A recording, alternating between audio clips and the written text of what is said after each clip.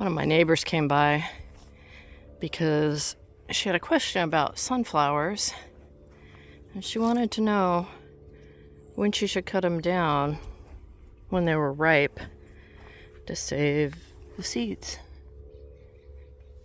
So let's talk about that. Usually sunflowers, when they're young, will look straight up and at you, right? Like they're smiling at you. But when they start to nod down, like that one, or this huge one over here, they're ripe. They're ready to cut. This one is by far my biggest sunflower, and it tilted down while I was out of town, of course. And all the little animals have been coming by to eat the sunflower seeds. Look how big these seeds are. So I'm going to cut it down so I can save some of these seeds, because this is one of the best specimens I have. And I would like to save the seeds, especially big full ones. It's very full in there.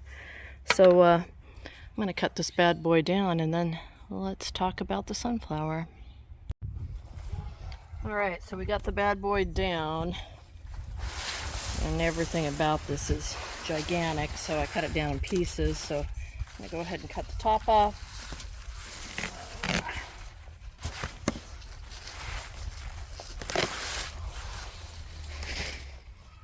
So we can take a look at a mostly eaten sunflower. Alright, so you've seen these before, right? But what you may not know is that the sunflower is actually lots of flowers. Each one of these little guys here are different flowers. There goes our vehicle. So when you take down a sunflower,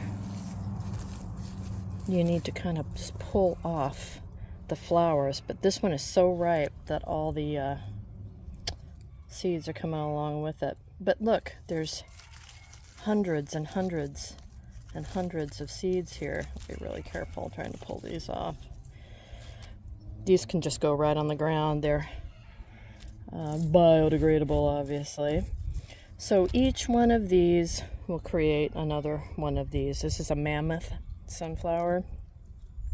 So what we do now is, usually I would take all these off and then let this guy dry out here, but it is, well, maybe I will do that, because I've got my solar screen here, the screening material. I can put it underneath and hopefully no little boogers will come eat it. But this is how easy it is to save sunflowers. So again, it's a bunch of little flowers. Under each flower is a seed, and this is what you want to keep for planting next year, or for eating, or making into oil. My friend Anthony from Palmetto Prepared grew some sunflowers and tried to make them into oil. I'll link his video so you can see that. Wasn't very successful. He even used a particular kind of sunflower for it, but it just didn't come out very good on a home scale.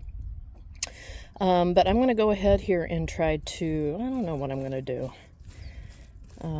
Get this so I can dry it out a little bit, but not getting it eaten by the various hungry predators around here is going to be the problem. So, yeah, let me think about this for a second.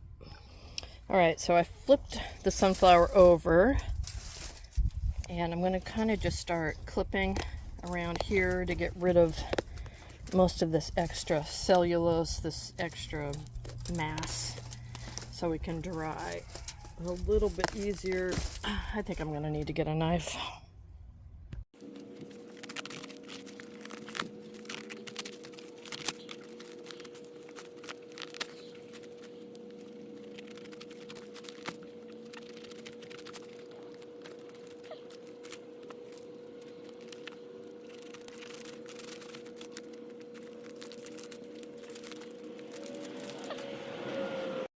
Well, on the Old School Prepper show, you get to see the mistakes and all, don't you? Alright, I'm not doing that. It's just going to take too long, and I'm still not sure it's going to dry. So what I am now going to do is just take out the seeds and put them on the screening material, which I can also cover up, and let them dry enough to where I can store them. If I wanted to eat them, I would need to make sure they're dry, and then people boil them and then salt them to eat them. But I am going to keep most of these for planting next year, giving away, and for the winter I'll keep some heads that are fully intact and put them out for animals, various animals, birds and squirrels and stuff. So I'm going to just do this real quickly, and we'll come back in a minute.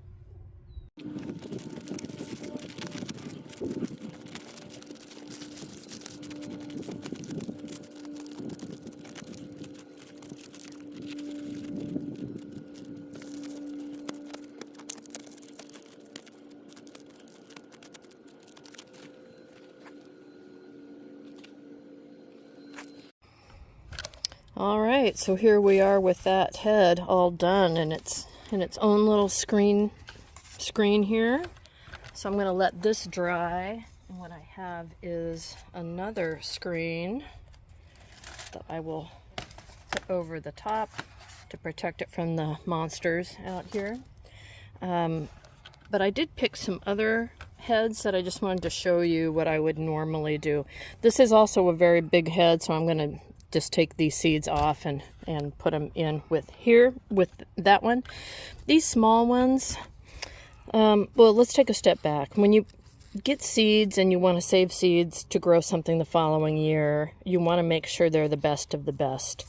So if I plant these seeds, what I will probably get is a small sunflower, right? I want a big sunflower. I like them big, and this is a small one. So this is an example of one that I'll dry out. I'll cut the back off a little bit here and just let it sit in the screening, protected, until winter time, and then I will bring it out for the birds or whatever to eat. Another one, the same. I've taken all these little bitty flowers off so you can see the size of the seeds. Here, let's take a peek.